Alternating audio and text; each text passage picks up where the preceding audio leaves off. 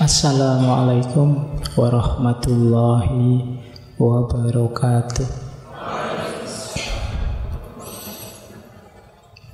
Bismillahirrahmanirrahim. Alhamdulillahi rabbil alamin. Wa bihi nasta'inu ala umurid dunya waddin. Allahumma sholli wa sallim wa barik ala habibina wa syafi'ina sayyidina wa maulana Muhammadin wa ala alihi wa ashabihi wa man tabi'ahum bi ihsanin ila yaumiddin. Amma ba'du. Bismillah. Mari kita lanjut lagi ngaji kita, belajar bersama kita setiap malam Kamis. Jangan lupa, di antara banyak prasangka buruk keluar, ada juga yang bahaya, yaitu kita prasangka buruk pada diri kita sendiri. Wow, ini bisa jadi sumber kegagalan kita. Kan banyak orang yang mempersepsi sangat negatif dirinya. Jadi prasangka buruk pada dirinya itu, saya kasih contoh 5 hal. Semoga malam hari ini tidak ada yang punya prasangka buruk pada dirinya seperti ini. Yang pertama, merasa dirinya bukan orang yang berguna. Saya itu tidak ada gunanya Pak hidup di muka bumi ini. Apa manfaat saya? Menyusahkan saja. Menyusahkan orang tua, menyusahkan teman, menyusahkan dosen. Saya itu serba menyusahkan. Saya tidak ada gunanya, Pak. Nah, ini namanya prasangka buruk. Kamu underestimate pada dirimu sendiri. Jadi, ini akan merusakmu. Perasaan bahwa kamu tidak berguna, tidak berharga sama sekali, itu akan merusakmu, akan jadi sumber kegagalanmu. Wong manusia itu sering saya bilang bukan paket jadi, tapi paket potensi. Loh, kamu ingin berguna seperti apa? Kamu ingin berkontribusi apa? Kamu ingin melakukan apa? Kamu masih bisa. Selama masih diberi Allah waktu, kamu masih bisa ingin apa saja. Ingin berguna untuk apa? Pada siapa? Dengan cara apa? Bisa kamu atur. Sumber daya, kekuatan, energimu masih lengkap. Masih bisa dipakai. Maka jangan merasa tidak berguna. Kalau kamu merasa tidak berguna, sebenarnya kamulah yang tidak menggunakan segala fasilitas yang dianugerahkan Tuhan padamu. Kalau ingin berguna berarti ya gunakan itu sekarang untuk kemanfaatan yang lebih besar. Yang kedua, mungkin ada yang merasa seperti yang kedua ini. Pak, saya itu ya begini-begini saja sejak dulu. Mungkin nasib saya ya memang sudah digariskan begini, tidak akan berubah. Ini juga persepsi negatif pada diri kita. Menganggap diri kita sudah stuck. Tidak mungkin berkembang lagi. Ya seperti saya bilang di awal tadi, kita tergantung pikiran kita. Kalau kita menganggap diri kita selesai, sudah stuck, ya selesai berarti memang. Padahal kalau kamu mau ingin berkembang lagi, pasti kamu bisa. Tergantung caramu memprasangkai dirimu, mau prasangka buruk apa prasangka baik. Kalau prasangkamu buruk seperti ini, ya kamu sedang membangun kegagalanmu sendiri. Termasuk yang ketiga, merasa tidak mampu melewati tantangan hidup. Tidak kuat saya, Pak. Tidak mungkin saya bisa, Pak. Tidak mungkin, ya sudah selesai. Kamu sendiri yang mempersepsi dirimu sebagai tidak kuat, tidak mampu, tidak mungkin. Padahal harusnya bisa saja kok kalau kamu mau berjuang. Ya kalau kamu menyerah ya lain cerita. Tapi kalau kamu siap berjuang, apa yang tidak bisa kamu taklukkan, tidak bisa kamu lewati. Inilah yang disebut prasangka buruk pada diri sendiri. Atau mungkin ada yang seperti ini, Pak, saya merasa masa depan saya gelap, Pak. Tidak mungkin saya sukses di depan ini. Saya itu sudah tidak terlalu pinter, tidak kaya juga, kuliah malah filsafat.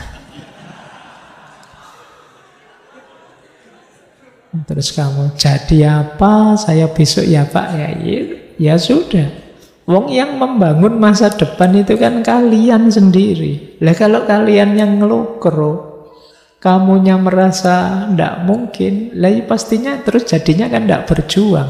Ya mesti saja kalau tidak berjuang ya gelap. Jadi tidak tergantung siapa-siapa dan tidak tergantung apa-apa, ya tergantung kalian sendiri. Apakah terang, apakah gelap, kan kita yang mewujudkannya. Ya kalau pengen terang, wujudkanlah.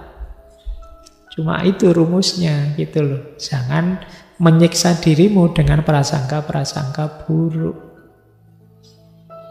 Yang terakhir juga begitu. Wah, ada yang tidak bisa diperbaiki nih Pak, saya itu sudah watak saya begini, mau gimana lagi? Kan ada orang begitu. Ciri saya begini, mau gimana lagi? Ya lagi-lagi saya ingatkan, manusia itu mau baik bisa, mau buruk bisa, mau berjuang dia bisa, menyerah juga bisa. Tergantung kamu milih apa untuk masa depanmu. Jadi kuncinya di kalian. Allah memberi anugerah luar biasa pada makhluk yang namanya manusia, itu adalah fasilitas untuk memilih. Jadi Allah memberikan semuanya, fa'alhamaha fujuraha wa taqwaha. Kamu mau milih baik, oke, buruk, oke, Allah memberi fujur dan takwa, kemampuan diilhamkan dalam diri kita. Ya besok kalau kita salah pilih, ya ada balasannya. Kita benar memilihnya juga ada pahalanya. Fama ya'mal misqala dzarratin khairan yarah wa ma ya'mal misqala dzarratin syarran yarah. Jadi ini prasangka buruk pada diri kita. Yang terakhir, ini sebenarnya saya ingin bahas panjang tentang husnudzon pada Allah dan suudzon pada Allah, tapi next time ya. Tadi mungkin di sesi prasangka yang agak religius, sufistik. Tapi sengaja saya angkat ini saja dulu karena menurut saya penting, berhubungan dengan suudzon pada diri kita sendiri. Kadang-kadang orang terus suudzon pada Allah, prasangka buruk pada Allah. Anggap saja ini trailernya, nanti aslinya kita bahas lebih panjang kapan-kapan. Jadi jangan sampai ada 5 anggapan ini pada Allah, akan menyusahkan kita sendiri.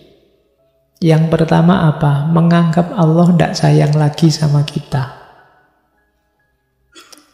Saya kok rasanya hidup ini susah, terus berat, terus ini mesti Allah lupa padaku. Sudah. Jangan salah, Allah itu inda dzanni abdi, kata Allah. Sesuai prasangka hambaku. Ya, kalau kita nganggapnya Allah lupa, ya sudah. Ketika kita nganggap Allah mengabaikan kita, kan kita terus suka-suka kita. Nah, hidup kita akan tambah kacau. Yang kedua, menganggap Allah mesti tidak memberi apa-apa padaku. Allah mesti tidak akan memenuhi kebutuhan-kebutuhanku. Buktinya apa? Saya minta nilai A saja tidak dikasih-kasih. Saya minta ini tidak dikasih-kasih. Saya minta itu tidak dikasih-kasih. Ini namanya prasangka buruk pada Allah. Banyak doa yang tidak terkabul bukan karena Allah tidak mengabulkan doa, tapi kita sendiri prasangka kita buruk pada Allah. Kadang-kadang kita berdoanya juga setengah hati. Ya Allah, semoga saya bisa lulus cum laude. Tapi apa mungkin ya wong saya itu nilai saya sampai sekarang kacau, tidak karu-karuan. Kita sendiri yang jawab sendiri, ngatur-ngatur sendiri, ya sudah. Ana inda dzonni abdi. Jadi itu yang kedua, menganggap Allah tidak akan memenuhi keperluan kebutuhanku. Yang ketiga, menyangkal kebijaksanaan Allah atas kita. Nah, kita dulu berikhtiar. Saya itu Pak, pingin kuliah fakultas kedokteran di kampus negeri. Jatuhnya malah filsafat Pak. Gimana sih Allah itu? Nah, kita menyangkal ketetapannya Allah. Kita tidak percaya bahwa ini yang terbaik untuk kita. Ini namanya suudzon pada Allah. Kemudian yang keempat, merasa bahwa Allah mesti akan mengecewakanku. Mungkin karena aku sering maksiat, mungkin karena dosaku banyak, mesti Allah meninggalkanku. Kalau aku berdoa mesti tidak dikabulkan. Ini namanya suudzon. Pada akhirnya terus karena kita menganggap Allah tidak peduli sama kita, terus kita suka-suka kita, ya tambah hancur hidup kita. Inilah yang disebut prasangka buruk pada Allah. Makanya di banyak ajaran dari para ulama, para sufi, kita diminta husnudzon, baik pada Allah, pada sesama, bahkan pada diri kita sendiri. Disitulah nanti kita akan mendapatkan banyak manfaat, optimisme, manfaat individual maupun maslahat secara sosial. Insya Allah kalau dua ini lahir, Allah akan nambahi dengan namanya barokah.